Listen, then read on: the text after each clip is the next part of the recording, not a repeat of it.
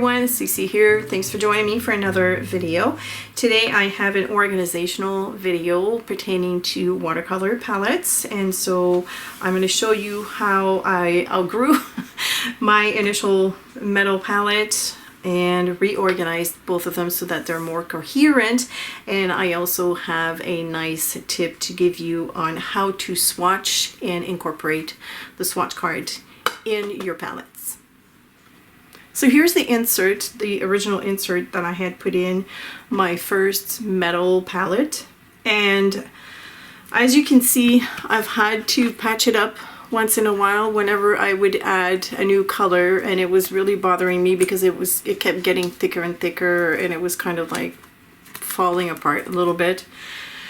And I wanted to refresh it. I wanted to have them organized kind of like in a rainbow sort of color, or in an arrangement that made sense to me. And I've also outgrown my original one because I've had to put some of the pans with my new colors kind of like in the middle, and anyways, it was bothering me. I didn't have a legend for them, and because I do videos and I need to be able to tell you guys what colors I'm using, and because I'm using different brands, it was getting out of control. So obviously I've had to buy a second palette, and I'm going to talk to you about this one in a little bit. So it's sort of arranged in a rainbow color, and I have empty wells as well. I'll talk to you about that in a minute. But the one thing that I did before I finished, or before I started this swatch card, is that I labeled each of the pans with a label maker. I actually labeled them on the side. And yeah, so this is the new swatch. I'm going to zoom in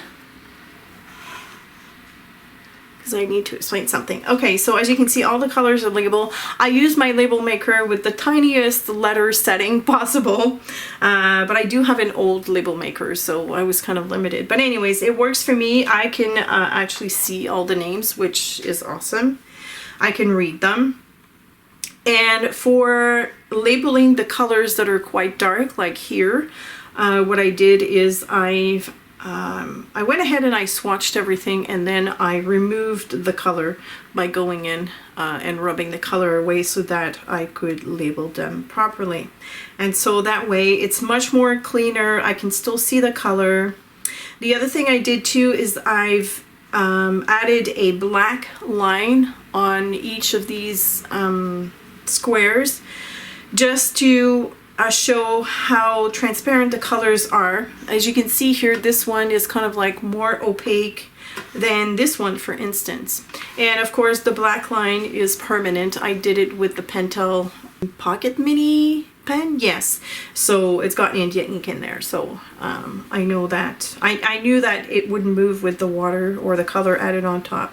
So I can easily target which colors are transparent, which ones are semi-opaque, which ones are opaque, and that totally gives me the whole kind of like aspect of each color in one snapshot, which I like.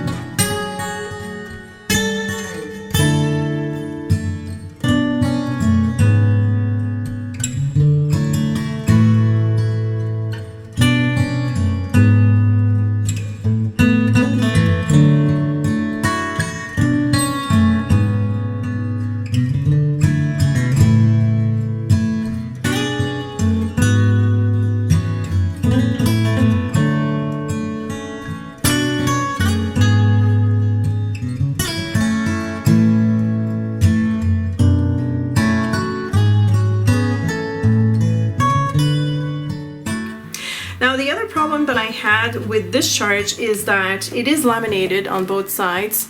Lamination is important because there's a lot of water going around here, and especially if you close the lid and your colors are not completely dry, your chart is going to get contaminated, and eventually it's going to end up with a total mess.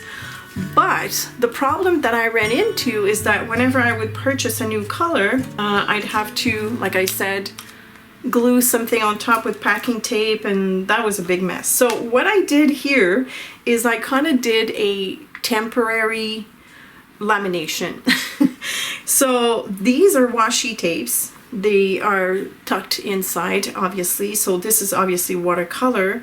I cut out the cover of a box that I had. It was a Stampin' Up! Box that I wasn't using. And what I can do is just pull on that washi tape and actually open it up, because it's just tacked at both ends, right? I can just swatch the new color. When it's done, I just put it back on there and close it up, and it is still protected. So I thought that was genius. And I thought of it because I was having a hard time figuring it out, and finally the idea came to me. The watercolor is tacked down. It's not laminated on the other side. There's no point. It's just tacked down to the cover, and so the paper does not move. Only the plastic cover can be moved. And the reason why I have empty pans and empty spots, I've already identified them with the colors, and that is because I really want to get these colors. And so here, as you can see, I have also identified the pans, and so that's my goal, to work enough so that I can afford these 4 colors. This is, I don't know how to pronounce this, Suji Light Genuine by Daniel. They're all Daniel Smith colors. Red Fuchsia Genuine, Green Appetite Genuine, and Lunar Blue. So this is my goal, and eventually I'll have them all filled in.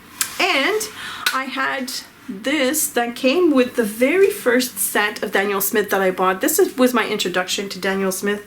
It was a little promo package, I guess, with I think it was 5 or 6 colors or tubes, but then it had that stick, and this is Serpentine Genuine. I've never used it because I didn't know how to fit it in. So I put it in there, and I swatched it here.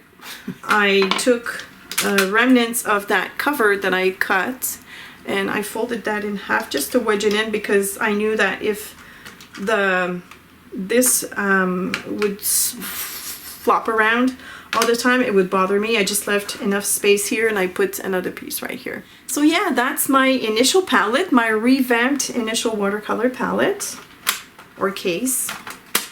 And of course I outgrew it. I needed more space, so I ordered another one, and this is the new one, and it works kind of like the same way as the other one, with the legend on the left and the wells, or the pans here, and then the mixing well.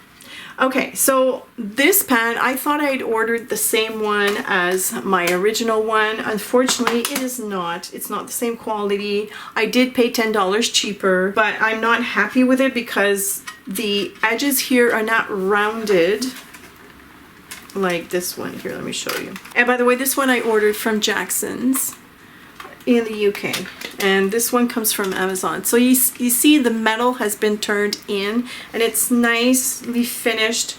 There's no sharp edges here, whereas here there's the whole perimeter is sharp. It's very, I find it's dangerous. A few times I almost cut myself. It is definitely not cut evenly.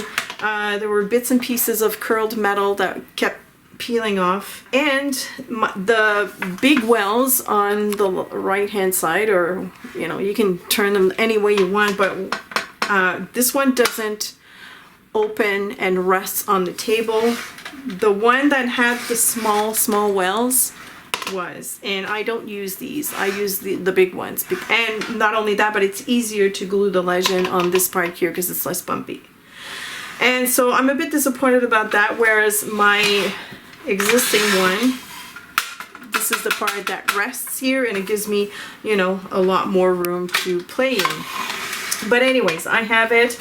I did write to the company, Jackson's Supplies, because I don't think this is right. I don't think that products like these should be put on the market, but that's just my opinion. They asked me to provide pictures. I did, and I didn't hear from them. So anyways, it doesn't matter. I mean, like I told them, it's just in the future, if they want to you know, provide a nicer product, I guess. I mean, it's not their fault, but I don't know. Anyways, I felt like I should say something. So yeah, so this is my second palette. Again, the same kind of arrangement. Of course, this one is not as filled in. This one is reserved for iridescent colors, metallic colors, neutral colors, and fluorescent. I also have duochromes by Daniel Smith here, and one that I made. Okay, so here is my last thing that I want to add to this. Here. They're all in a bag, and I don't want to take them out of the bag because they're pure pigments, and some of them are a little bit toxic, like cadmium yellow. But these are Sennelier pigments that I had picked up, I want to say at least 3 or 4 years ago at a local art store. They were on liquidation, and that to me was a steal because at that time I thought, well, wait a second, I can make my own acrylic paints. And that's what they are for, actually. And at the time, my color palette was a little different than what I use now. And so I had stocked up on fluorescent colors and 3 or 4 other colors. And they were in my basket. I never did anything with them. I think I tried once to do, to mix it with a medium, and I just gave up because I couldn't be bothered. Well, recently, I've discovered Creamer Pigments, which is a company from Germany, but they also have an office in New York. Patty Tolly Parish put me on that track. This is where these come from, those beautiful metallic colors. But they sell something that's called watercolor medium. And I'm like, wait a second. I can probably do something with my pigments if I buy this. This is ready-made. You don't need to mix anything else. It's a special formula. It has gum arabic, honey, and glycerin. And that stuff works amazing. So I have been able to make my own watercolor, fluorescent watercolor paints. Here, I'm gonna zoom in. And of course, because they're fluorescent, there's a lot of chalk, I would assume, in there. They're kind of opaque, but I thought it would be fun to have those. And I also, the other color that I had purchased was ultramarine violet, which I don't have in my original watercolor palette. So I mixed one with it. I added one in my original palette within the blues, purples. But this one, I made it iridescent. I kind of did not do a very good job at it. I think I need to add more of this. But basically, the ultramarine violet, in there I have the pigment, which is Sennelier 916. I mixed it in with the watercolor medium and the iridescent medium. And in my head, I probably thought that I didn't want to go too liquidy, and the result of this is that it's not super iridescent. I can still see a little bit, but I would have to redo this one. But it's right here. You can see a little shimmer here and there, but not the same as these ones, which are already made from Creamer. The other 2 dry pigments that I had were a yellow and a blue, and I'm going to show you because the yellow came out the same color. The yellow in question is here, primary yellow. Kind of looks exactly the same as the cadmium, what is it? Cadmium yellow medium. So I decided not to include it in my palette, but the other one is this one here, Phthalocyanine Blue. Now, this is Phthalocyanine Blue Sennelier directly from the tube that I bought, and this is Phthalocyanine Blue made with my pigments. And you can see that it's much darker. It kind of looks like Prussian blue, which is here, a little bit darker, but I decided to include that in there because I kind of like that color too. So it's funny how this one didn't come out the same way, but the yellow did. Little update on the watercolor palette. Yesterday was my birthday, and I busted out the credit card. Yay for credit! And I got myself the 4 remaining colors because, I don't know, I just needed to celebrate in some shape or form. So I'm going to refill those little wells or half pans because, well, I already have the space for them. And what I'm going to do at this point is refill them, and then I will let them dry because I like to swatch with the dry form of watercolor. I'm not sure why exactly, but I just like it that way. So this is Green Appetite Genuine. at the same time I'm going to show you how I refill my pens. I think I've showed that in a previous video, but anyway, so I use a metal knitting needle to kind of like push the colors into the corners.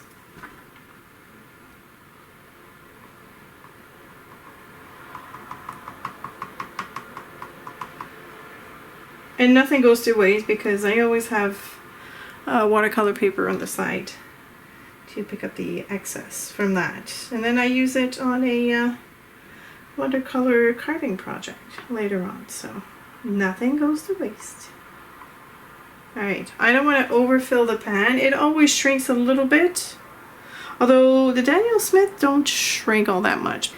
Then I have a red fuchsite genuine. Whoa.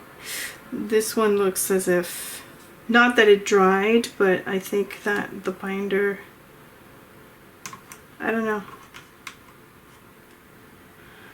This one looks of a very different texture or consistency. Whoa, see? Yeah. So, the binder, I'm not sure if I'm going to be able to show you that. Let me see here.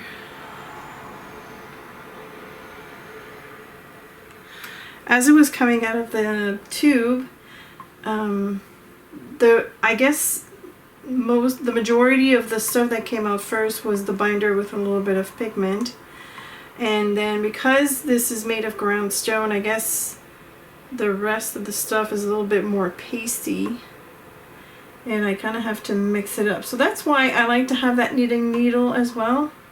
Wow. This is going to be awesome. I can already see the shimmer in that. Holy moly. Oh, mama. Oh, I'm hoping you can see this. So excited. Then I've got Sugilite Genuine or Sugilite. I can already tell the binder is going to come out first because it's got that glossy super shine to it. Let's see here.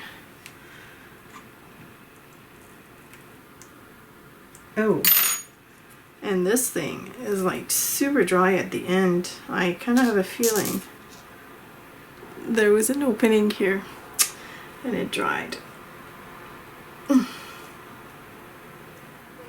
Yeah, I can barely push the color out of the tube. Yeah, this is super dry and it's got like, wow. Yeah, and it's coming off at the bottom. I wonder if I shouldn't return this because I can see some of the binder is mixed with some red. Oops. Ah. Okay, now it's coming out. You know what? Let's just keep pushing and see where that gets me. Oh boy. Yeah, there's no binder whatsoever. Yeah. Okay, I'm gonna need to go back to the store, bring my half pan, and bring this back. So it's a couple of days later, and I went back to the store where I got this, and there was only another tube left on the shelf, and the tube was as hard as this one. So I did not return it. I came back home with it because the girl that was trying to help me out with this said that, you know, I could start massaging it if I want to move the binder, or I could store it this way, because what happens I think is that these tubes are stored this way. They're kind of like on a hanging shelf, and so that's why the binder all kind of came to the bottom, I think. Anyways, so I did not want to wait for them to get more stock and risking the chance of having the same problem. So I've been more or less trying to squeeze it a little bit now that there's less of it in the tube because I have this. So I'm going to leave it that way for several days. Actually, I might just totally store it that way all the time from now on. And what I was thinking is of adding a little bit of that watercolor medium that I got from Creamer into the pan that I already have. I'll add a little bit at a time. So I have my pipette here. I'm just going to add a tiny bit, maybe a couple of drops. And I'm not sure how I'm going to be able to move the pigment with that. But if I can at least soften it up a little bit, you know, it looks like it's actually working because I'm able to manipulate it, whereas before I wasn't able to do that. So, and look at that. Looks like I'm going to be able to turn it into real watercolor, because as it stands, if it's only the stone that's left or the pigment, if there's no binder, it's not going to stay on the paper. It's only going to be a bunch of stone. I may add a tiny bit more. Oops, I think I added way too much here, but I was going to go online and research to see if anybody else had had that problem with that color, that specific color, but I didn't. I'll probably research that after I'm making this video, which is dumb. I should have done that before, but anyways, yeah, it clearly is softening everything up. And what I think I'm going to do at this stage is leave the tube hanging upside down, like I showed you, and then tomorrow see if I can squeeze out some more of that pigment. But yeah, definitely see now I'm able to actually swirl it around. This is just, again, my knitting needle. This is an invaluable tool, by the way. I've been using this for several mediums that I have, which is cool. Oh, look at that. Yeah. All right. At least, you know, I'll be able to swatch it. That binder is amazing. Amazing. I think it's a good thing to have around if you're a watercolor fanatic like I am. You know what, I think I'm going to add a little bit more pigment, try and see if I can squeeze some of it out. Because I think I went a little too soft on this. See how difficult it is? Like, I kid you not, like I have to press super hard.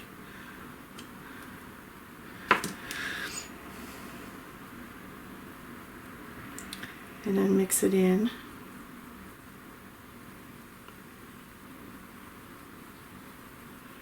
All right, okay, so I think I'm gonna let that dry like this. And I'll update you on that. It's been quite a few days since I last filmed the former clips, and so all my pans are dry. Now I'm going to swatch the rest of the colors. The Sugilite Genuine is right here. I'm going to show you a close-up of what it looks like now. It's sort of cracked in the middle. That's because there's a lot of pigment in there. And the one that was filled up almost to the brim is the Lunar Black, which is right here. Didn't shrink all that much, but it did. It did. So what I'm going to do now is remove the tape on this side. I love the way this is working for me. And then I'm going to grab the plastic cover, open that up, and I'm going to swatch. So you're not going to see me go into the well because I want you to see the color up close and personal. Let me just zoom in even closer. Whoops. So the first one is Red Fuchsite Genuine. This, I've already gone ahead and swatched it on something else, but it turns out to be a much lighter color than I thought it would be. But I can see the shimmer through the black line that I had previously laid down. Let me see if I can pick up a little bit more pigment on here. Yeah, here we go. That is a beautiful color. I love how it contrasts against these three. I kind of have like a light, medium, and dark value there, which is fun. And it would go well too with the Bloodstone Genuine. I like that. Okay, then I'm going to swatch the Lunar Black. The Lunar Black I've used already, so I know what it looks like. But I was waiting to swatch it with you guys. It's gorgeous. I've seen Patty use this on Yupo paper, and the strangest phenomenon happens when you use this on less absorbent paper, because Yupo is made of plastic. I may use Yupo in my future videos, but this is actually, when you use it on Yupo, the black and the blue separate each other. They separate from each other, and it's quite dramatic. I just want to see if I can add more pigment here. See the difference between the two of them. So you can make it really dark if you want to, but I kind of like to see the difference between the two. Next I'm going to do the Green Apatite Genuine.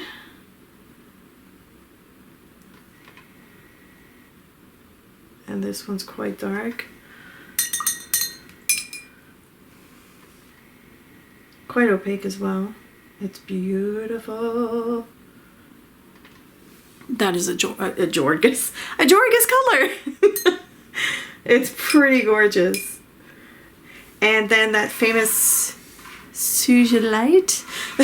Sugalite. I don't know how to pronounce it. So let's see. Yeah, this one needs a lot of prepping. Some colors are creamier than others. I mean, that's to be expected. The ones that are made of genuine stone, of course, it's not just pigment, right? It's kind of like a mix of minerals and pigment, I guess. Or maybe it's just minerals. In that case, that's pretty extraordinary that you can get a paint out of that. I love the fact that I can see the color over black as well, because the stones, they really shine through when layered over the black. I'm not sure that you can see that, but I don't want to tilt it too much for fear that it's going to run into the other color. Let me see if I can get a darker application. Cool. It's good also that I labeled this with the label maker, because even if I apply the color all the way around, it resists the watercolor, so that's quite cool. Oh, look at this. See? Oof. So this is the Lunar Black. See what happens? It's starting to separate. And this is like a vivid blue, and you got some sort of black there. Ooh, I love. All right. So this completes my video finally. It's been a while. I think I filmed this over the course of 2 weeks. But I really wanted to show you my process, how I reorganized everything. I hope that this was really helpful to you. I love this thing here. I'm not sure how I came up with that, but hey, sometimes I'm okay. All right, thanks so much for watching, and if you have any questions or comments, please feel free to leave them below, and I'll see you later. Bye.